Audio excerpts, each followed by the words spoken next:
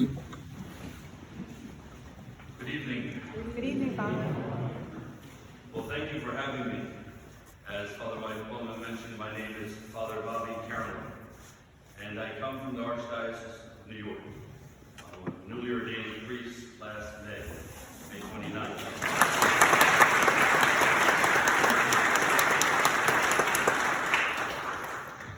So I was supposed to come last month, beginning of February, but we had that ice storm.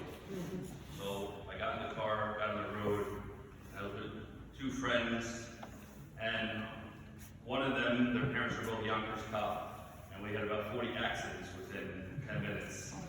So I called Father Liam and said, I don't think it's too wise for me to come, so I turned around. But you see, in God's providence, it wasn't meant to be. I actually got back last week from Italy, where I visited Padre Pio. So I'm going to kind of give you my vocational story, which is really God's story. Every priest, God is working through them in different ways in all of us. God is writing His story with our lives. So I'm going to share with you how the Lord called me to the priesthood and how He sent Padre Pio in my life. So forgive me if I'm a little long. It reminds me, after daily Mass, one of the parishioners came up to the priest and said, Father, what happened to your face? He said, oh, I was focusing on my homily and I caught myself shaving. He said, well, next time, Father, why don't you focus on shaving and cut your homily? So I apologize if it's a little longer than well, here it goes. So at least I got you now laughing, so. My parents are from the Bronx. Thank you.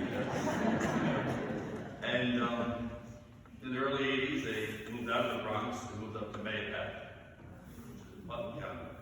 And then we moved to Yorktown, which is right on the border, north of Westchester. So I grew up in Yorktown. Now, as a family, we always went to Mass every Sunday. I wouldn't say we were super devout. We never said prayers or grace before meals or anything, but my parents raised me to have a good moral compass. I have three sisters. I'm the second oldest. I'm the only boy. And I'm deaf in my left ear, completely deaf in my left ear. So I was always going to different schools when I was younger, learning how to read lips. Because I didn't talk for the first 2 years, and my mom thought my older sister Pam was just always talking for me. So my grandma said, I think we should get his hearing checked. And then they found out, no, there's a reason why he's not talking. He's deaf in his left ear. Now they can't shut me up. So, grew up like any normal kid in the suburbs. Loved sports. Was always outside playing. Again, my sisters went to Catholic school, but I did not go to Catholic school.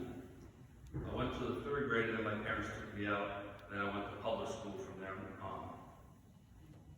But I would say the first time I heard the call to the priesthood was when I was about a junior in high school. I went to Yorktown High School.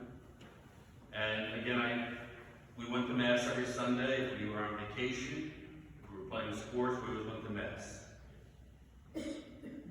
But I remember one day in high school, I was sitting at my desk, and I was kind of in a daydream. And I was just an average student. And I was thinking, what am I going to do with my life? I'm getting closer to that high school. And I was going to school to become an electrician. Because my dad knew someone in Local 3. He said, I can get you to be an electrician. So that's what I was going to school for. And I'm sitting at my desk thinking, what am I going to do with my life? And it was almost like an inner voice, but I had the thought, I'm going to be a priest.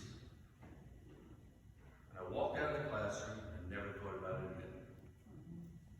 I'll probably try to see what the next party was. And I then graduated high school.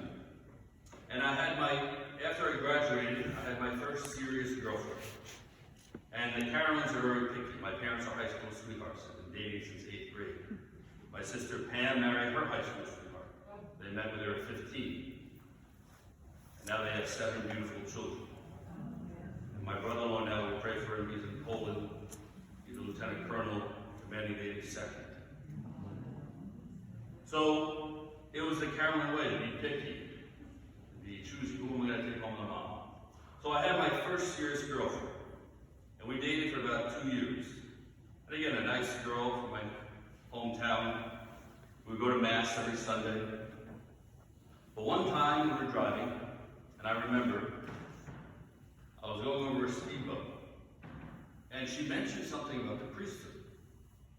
I got a weird feeling, almost like I should be doing that. And it wasn't generated by a thought, just like came over me. And I was like, that's weird. Turned down the street, never thought about it again. So then we break up. Just like any first love, you take the advice from your parents. And as my parents say, if you love something, Bobby, let it go. If it comes back to you, then it's yours. So I let it go. It didn't come back.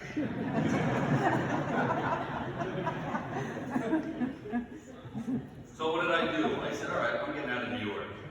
Too depressing up here. So I went down south to find a Southern Belle.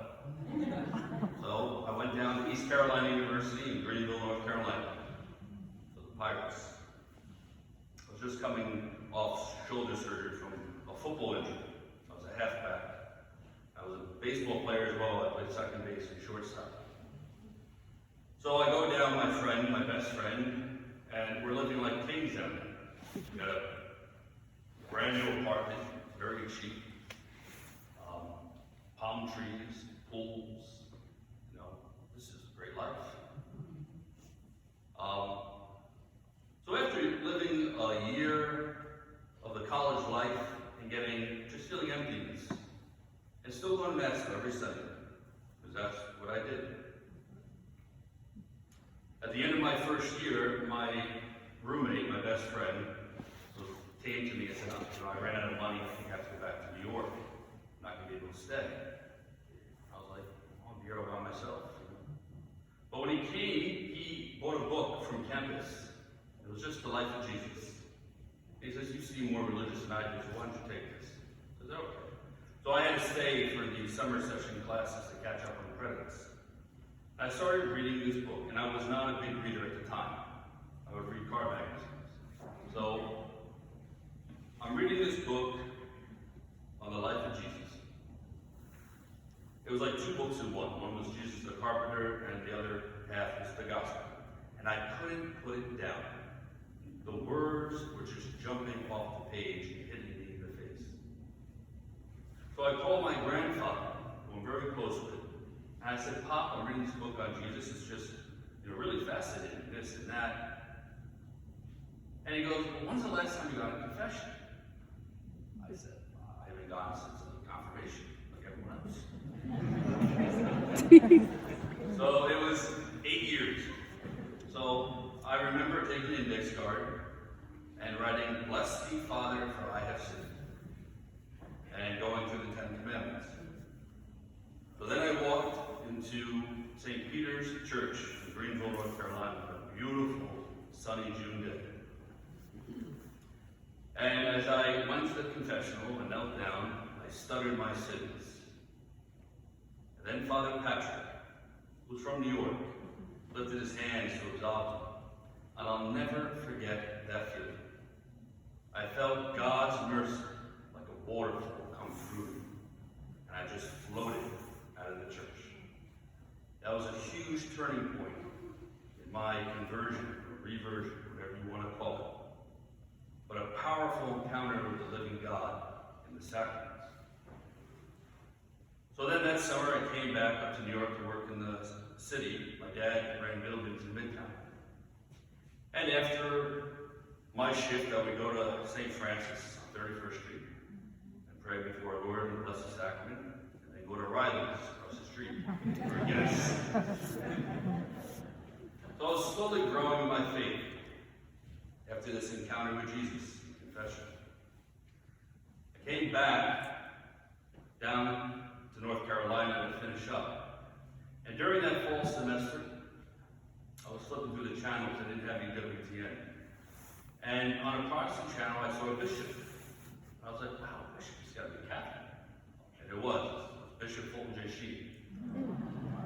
And I never heard of him. This is in 2006. So I looked him up, and I found an MP3 with 50 talks for 30 minutes. And I would listen to him every night before I went to bed. And all the questions I had, he answered. Then again, the thought of the priesthood coming to my mind. I was saying, no, there's no way. I'm going to be a priest. I'm going to get married, have kids. I'm still looking for the Southern Belle. I don't know where she is. But listen to he really taught me what our faith was all about. So I finished my undergrad in East Carolina, and I then applied to graduate school to become a phys ed teacher at Manhattan, Purchase. So I come up, and during this time, my dad, who had this unique job of running buildings in Midtown, which we would call like a father-son business. He worked for this Jewish guy who owned about 4 or 5 buildings. And my dad worked his way up the company. Never went to college. Started working construction for him. And then became the vice president of Hassan Realty. But at this time, the owners sold the buildings to make them hotels. So my dad was in his mid-50s, and he didn't know what he was going to do. So I just came back from college. My dad now is in the transition of looking for a new job. At the time, my brother-in-law Tim was in Iraq.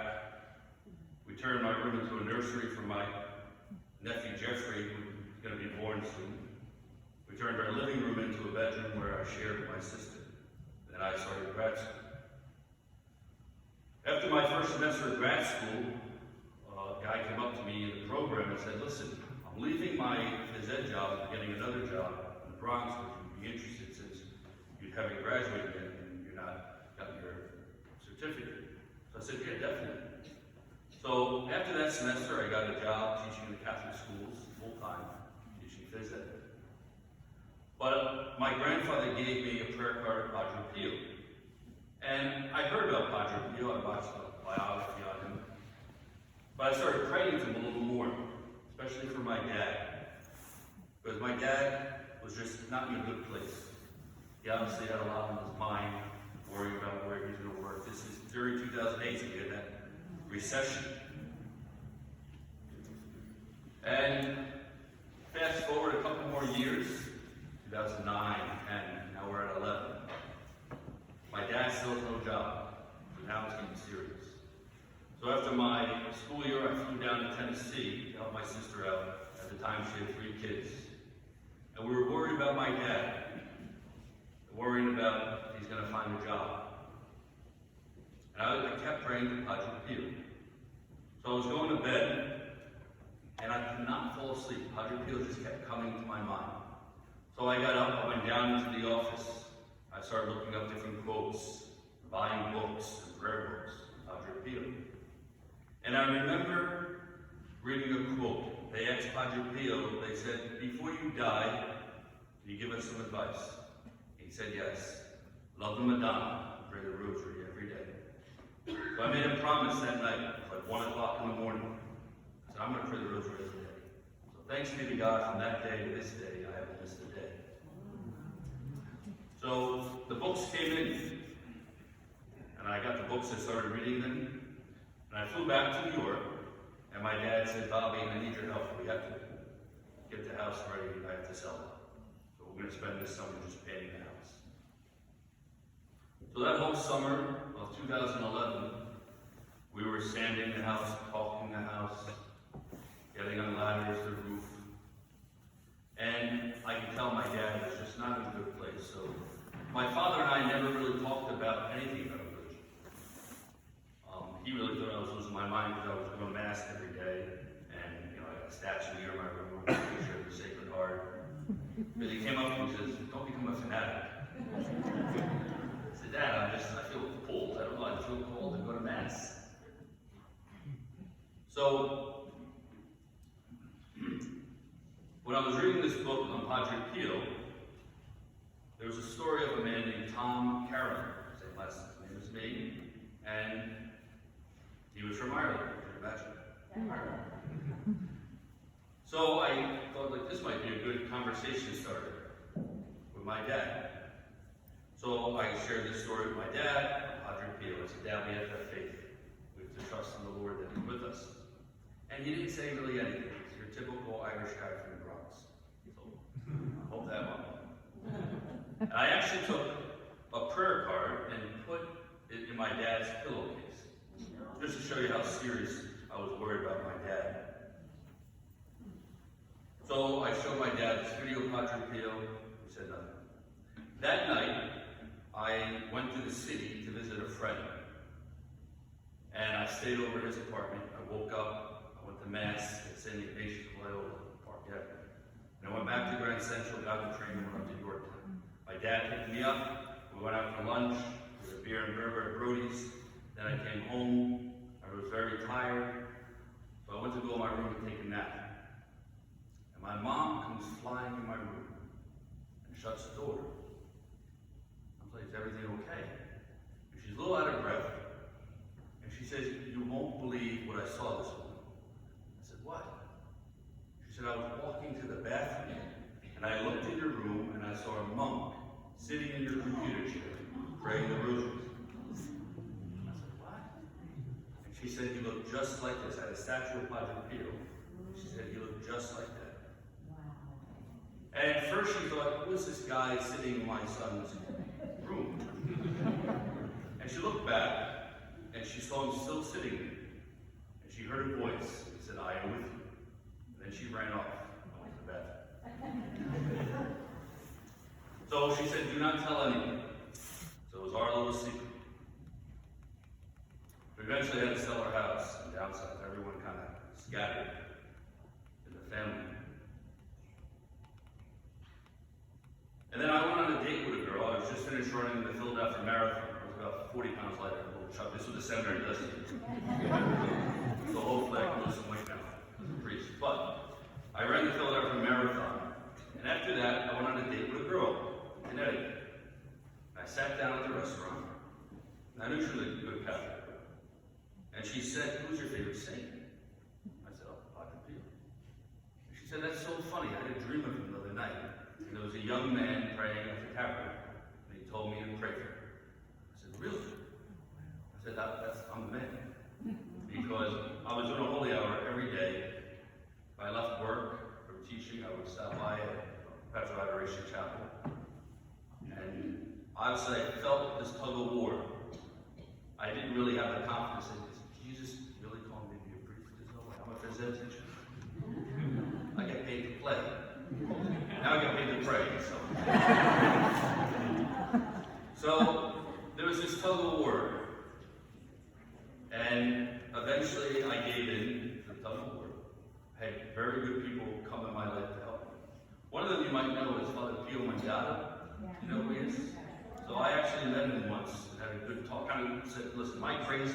This is what's going on in my life. And he said, no, the Lord has called me. And Padre Pio has chosen me to be his spiritual son. And I believe it. So eventually I applied and got in. Now I gotta tell my parents. I was never an altar. First time I served Mass was 31 years old. I'm 38 and I just turned 30 a couple weeks ago. So first time I served Mass at 31. My parents were renting a place by our hometown. My sister Pam, my brother-in-law, are living at West Point now. I was teaching philosophy. And it was Memorial Weekend. And I went to West Point, and my sister said, Bobby, you gotta tell Mom and Dad that you're going to seminary. I said, I know, but I'm not looking forward to this. So I leave West Point, I head to my parents' house, a condo, and it was late at night. I said a little prayer before I went in, and it was just my dad. My mom wasn't home. So I watched about an hour of Blue Bloods. And then I said to my dad, I remember he was on DVR, so I said, can you pause this? I have to tell you something. He said, yeah, what's up? I said, I just want to let you know that I applied to the seminary and I got in. He got up and said, you mean as a deacon? I said, I'm seeing thinks deacons get married. theology is not too good. I said, no, God willing as a priest. He said, oh, you know, I think you're a little over the top of this religion. I said, I know that, but Padre Pio has let me know this is what the Lord wants. So he got up, and after the move, he found my Papa Jim, my dad's prayer book. My Papa Jim was a very devout man, World War II vet. And he gave it to me, and I kind of just opened up at a nurse. When I opened up the prayer book, there was a picture of Padre Pio. There was a date on the bottom, May 25th, and it was May 25th that day. Oh, wow. That's Padre Pio's birthday. So I then moved into the minor house, which is in Douglas. And I do my 2 years of philosophy. My last year, the heart of Padre Pio went to the cathedral in Boston. Cardinal Sean O'Malley had it come. So I drove up there with a couple of classmates. I bought a miraculous medal, and I touched it to the heart of Padre Pio to give to my mom. And then I entered St. Joseph's Seminary in Dunwoody, and the relics came again to Dunwoody. So my dad came. And we never really talked about it. It was just kind of something between me and my mom. And my dad came, and he saw everyone touching their rosaries still at the relics, Padre Pio. And he surprised me. He took off his wedding ring, and he touched it. So my first summer, I was sent to Staten Island, St. Teresa's. Yes, that's what I thought too. My second summer, I was sent to Poughkeepsie. And then everywhere I go, Padre Pio was there. There's a statue or something. I felt like, he's with me. Then July 1st, 2019, I got a call around 5:30 in the morning from my sister Christine. It said my dad had a stroke.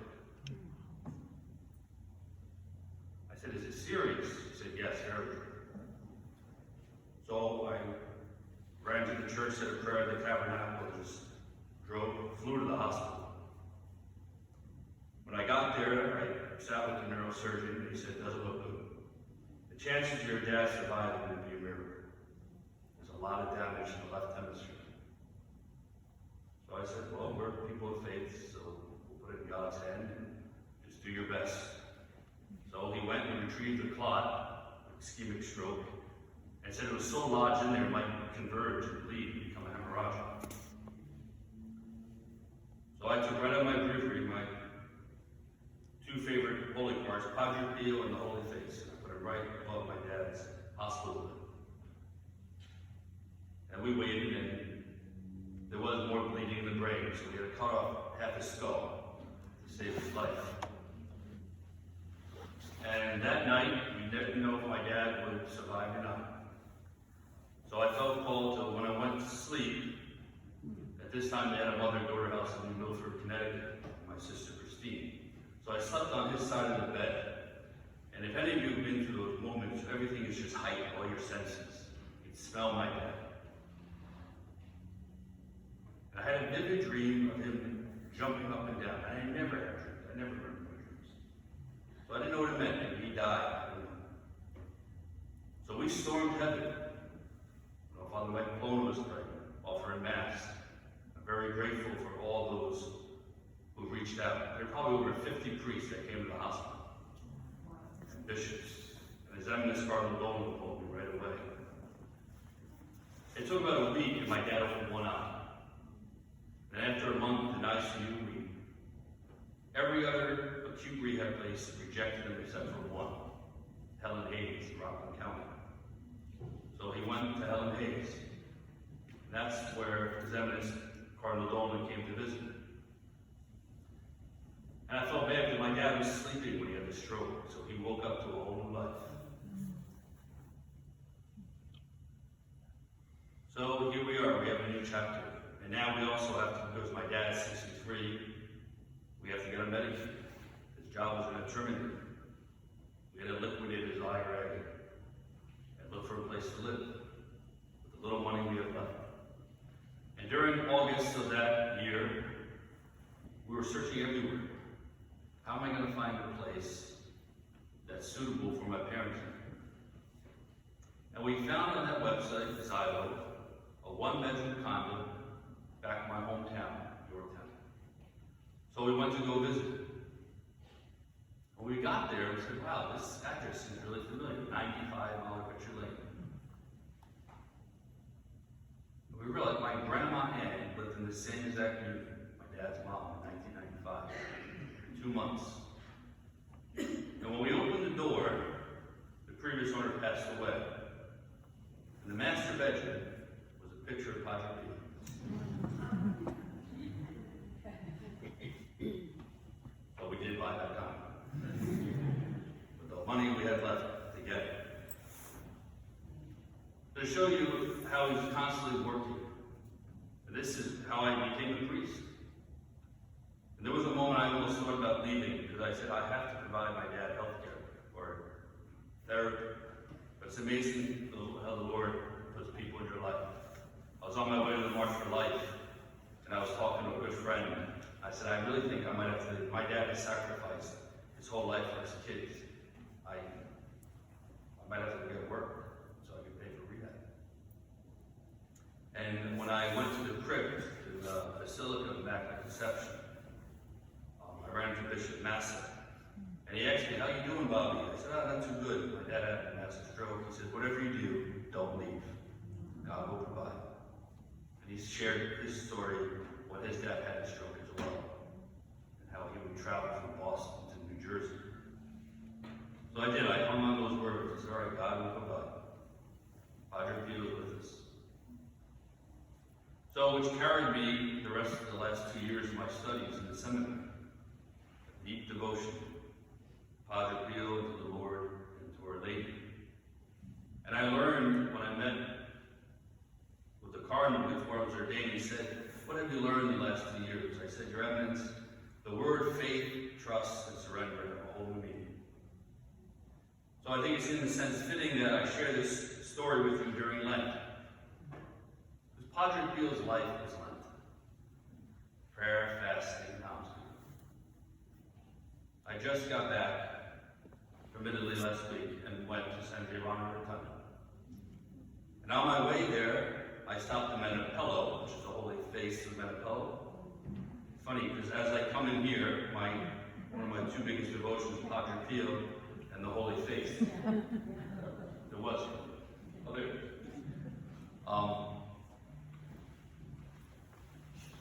And that was what I thought about, keep my eyes on Jesus.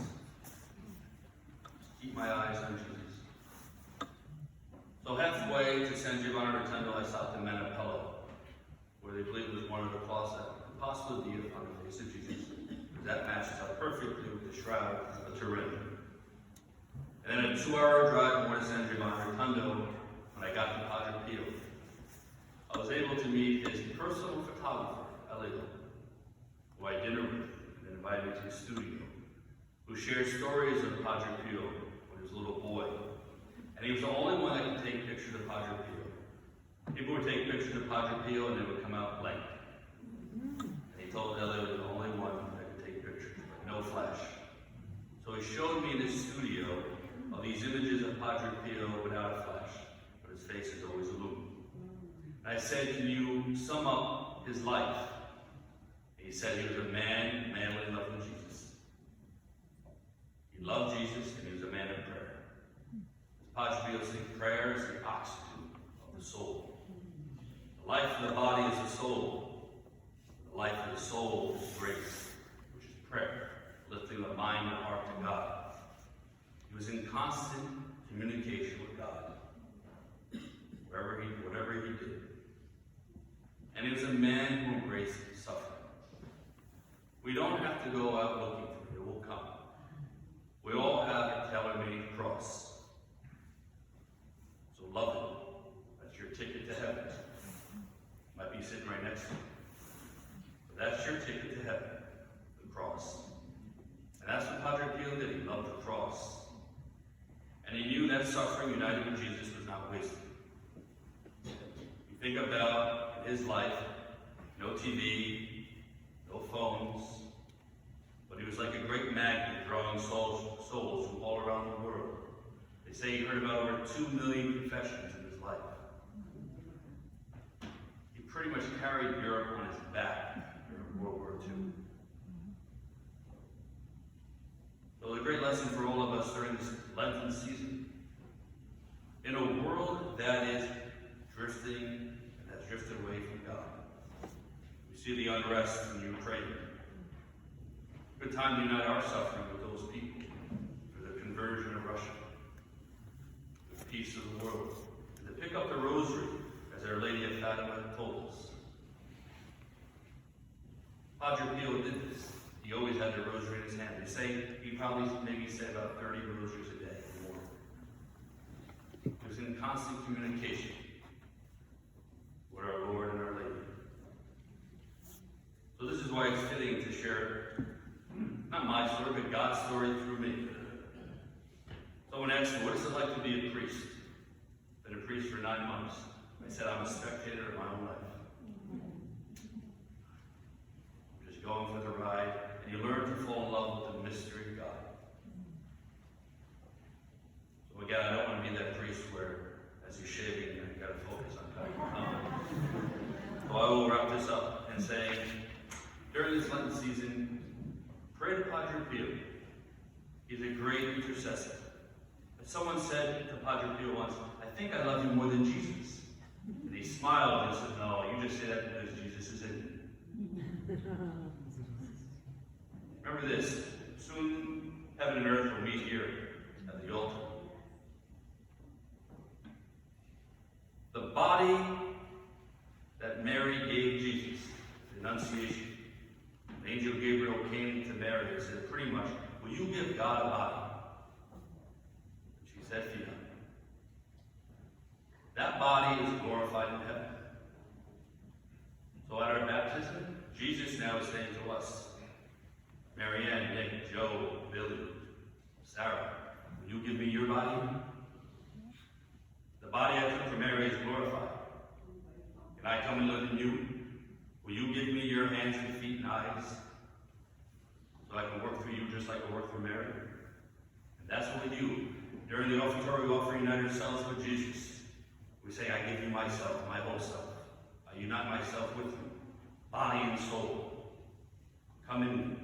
I give you myself.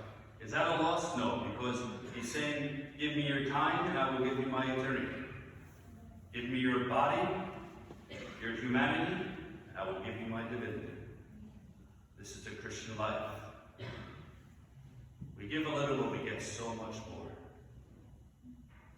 So during this Lenten season, let us keep our eyes on Jesus and his holy face and give ourselves totally to him. And then you will truly be on your way. As all scripture is based on nuptials, we fast now, but then we'll be led to the bridegroom, our Lord and Savior Jesus, and lead to heaven, where it will be a wedding. That is what we want, to keep our eyes on Jesus so we can look at him for